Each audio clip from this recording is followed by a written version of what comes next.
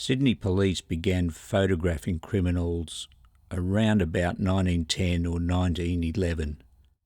And the first few photographs they took looked pretty much like standard mugshots. You photograph the subject once facing the camera, then once side on. We don't know who most of these people are. They were frequently identified on the photograph with just a surname. A few years later, the serial numbers on these photos have only reached into the teens. This one, number 16. But we can see that something really unusual is happening with the photography. They're not looking like mugshots anymore. They're so unlike standard police mugshots worldwide that really we can only assume that the photographers let or perhaps asked the subjects to assume the posture, assume a stance of their own choosing. So we don't really find any 2 or 3 mugshots in this collection that are photographed to the same lighting, positioning regime. A few years on, still in the 19-teens, we start getting photographs like this one, Mrs. Osborne. If it wasn't for the pitted, distempered cell wall in the background, you could assume this was a studio portrait almost. And they've identified a Mrs. Osborne. I'm certain that these men, De Gracie and Dalton, are heavies. They look really heavy. We can't find them in the police records though. A possible explanation for that might be that in those days identification was a very slippery business, and most criminals had a large number of aliases. By the 1920s, there's a little bit more identification on the photographs. We know these two, Gilbert Burley, Joseph Delaney. Delaney's a hotel barber. That's somebody who books into a hotel and when everyone's asleep goes round and rifles the rooms. Henry Slater, notorious gangster of the 20s. He faced 3 separate trials for a murder, got off each time, then himself was murdered in 1940. Hayes, curious, old world sort of character, don't know anything about him. Désiré Lacour, boxer and burglar. George Whitehall, law-abiding man until the day he murdered his common-law wife. Used an axe. This photo was taken the next day at the back of Newtown Police Station. Harry Williams alias Frank Murray, housebreaker and thief. The man in the centre here, Robert McFarlane, thief and petty larcenist. Nothing too flash about quite a few of the men seen in these photos. They're the rough, blue-collar, grunt labour of the Sydney criminal milieu. Safecrackers, housebreakers, burglars. Then you get the men who wear a suit all the time. Thomas Bede attempted to suborn a witness during a criminal trial. The inscriptions we see on these pictures often look slightly awkward.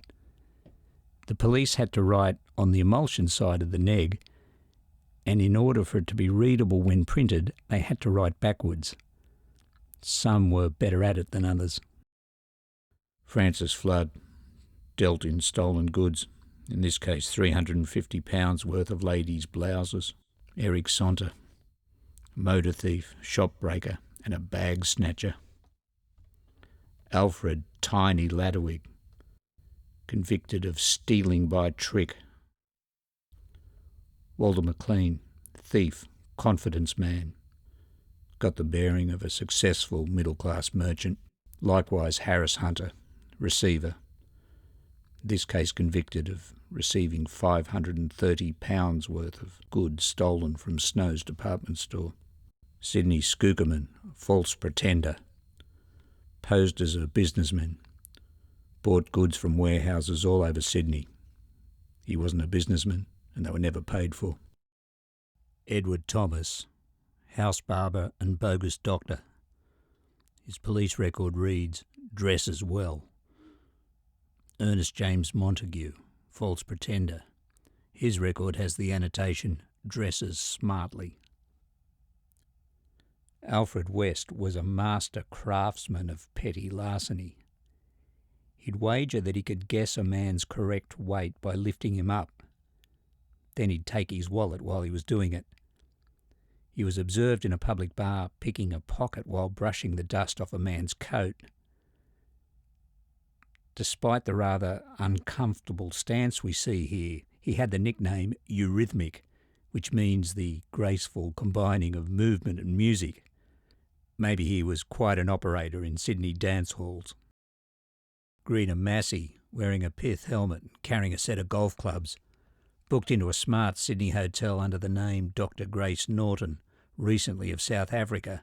She passed a number of quite worthless checks.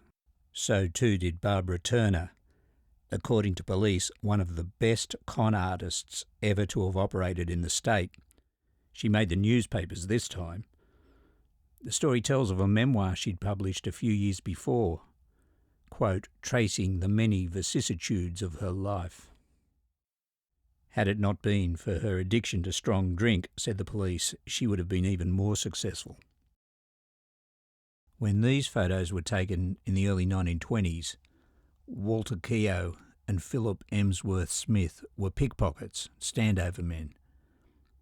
By the late 1920s, with a land boom in full swing, they'd moved into real estate, and they were very, very good at it. They'd chat up an out-of-towner on a train to Sydney or in a bar around Central, and sometimes within an hour or two they'd sold a block of land in an outer Sydney suburb at 5, 6, sometimes 10 times its true value. A great many of these lurk men and women turn up in the photo archive. They're almost the biggest single category. In the police paperwork, they're referred to by various names: false pretenders, confidence tricksters, magsmen, urgers, partner sharks, sharpers, spielers, go-getters. There's an odd thing about them. Their mugshots often have a snaky, guarded, reserved look. They give out noticeably less warmth and personality than most of the other mugshots. Yet these were people whose main tools of trade were their charm, their warmth, their charisma. They could win the confidence of mugs, businessmen, graziers, people of property in a very, very short time, but they sure weren't giving anything away to the police photographer. Some of the con men and women in Sydney carved out quite precise niches. Thomas Williams, alias Tibby Wallace, is designated in police records confidence man, madman's act. The late 1920s, a very different kind of person starts appearing in the mugshots. Wizened, wired, wasted individuals. These are photos taken on behalf of the newly formed Drugs Bureau. There was a drug craze going on in Sydney at the time. High-quality cocaine, opium, and a certain amount of morphine. People were coming before courts in Sydney with the twitches and the horrors. They look very different from the everyday criminals elsewhere in the mugshots. A lot of the names which appear in these Drugs Bureau photographs aren't found in the police records. Some of them are in the records, and the people who did time tended to be the people who were done for substantial supply. P.H. Ross, Dr. Ross, forged prescriptions, passed himself off as a doctor. William Moore, a waterside worker, also a major gangster, major supplier of cocaine. Sid Kelly, likewise. Herbert Foley was only 23 when he came up before Central Court on drugs charges. The police said he was working for a woman named May Smith, Botany May Smith. This is her here. This photograph was taken while she was doing a stretch in Long Bay Jail for cocaine supply. She sold the coke out of a tiny terrace house in Surrey Hills. Mae Blake, another cocaine seller. Linda Spray, charged with possession of cocaine and consorting with prostitutes. There's a disproportionate number of young women found among the Drugs Bureau photographs. Cocaine in those days was a younger person's drug, and most of the convicted users were young toughs and prostitutes. Ada McGuinness was convicted in 1925 of passing forged banknotes, but by 1929 she was done for cocaine. A companion photograph to that one is of Hazel McGuinness, a younger woman, also wearing a fur coat. She's not in the police records, possibly mother and daughter. But we know nothing at all about these women, why they were photographed, who they were. Some we do know. Emma Rolfe was a lifelong shoplifter. Stole furs, silks, jewellery, always high-quality items.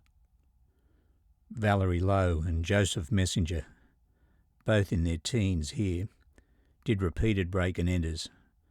Messenger went on to make a career of it. He turns up years later in the records as an East Sydney hard man. Very violent. Most of these young people were done for small-scale crimes. Alfred Fitch. He was a young car thief when this picture was taken, but by the mid-1930s he was in thick with Kate Leigh, Chow Hayes and all the Darlinghurst criminal milieu. Joseph Prendergast, here photographed at Newtown Police Station. He too went on to be a player. In 1945 he shot Joe Taylor, the man who ran Tomo's 2 Up. Chow Hayes wanted to shoot Prendergast in return, but Taylor stopped him, said it would draw too much police attention. A surprising number of these mugshots show smiling, self-assured, relaxed-looking people. It's very unusual for mugshots. Lou Sterling, a notorious pickpocket and gunman, looking not at all worried here. Nellie Krieger was facing a murder charge when this photograph was taken. She got off. There's something I love about these photos of smiling villains and suspects. For many of them, it may have been the only time they'd had their photos taken, and it seems in some cases like they're a bit pleased. Like the novelty of it all, their desire to show off and play up for the camera has overcome their anxiety. You don't normally see mugshots so full of character and vitality and spirit. It's a real mystery how these came about. This one looks like some sort of villain's graduation photo. The negative was found wrapped in a paper sleeve, simply labelled Group of Criminals, Central, 1921. Who are they? They're the black sheep of the family.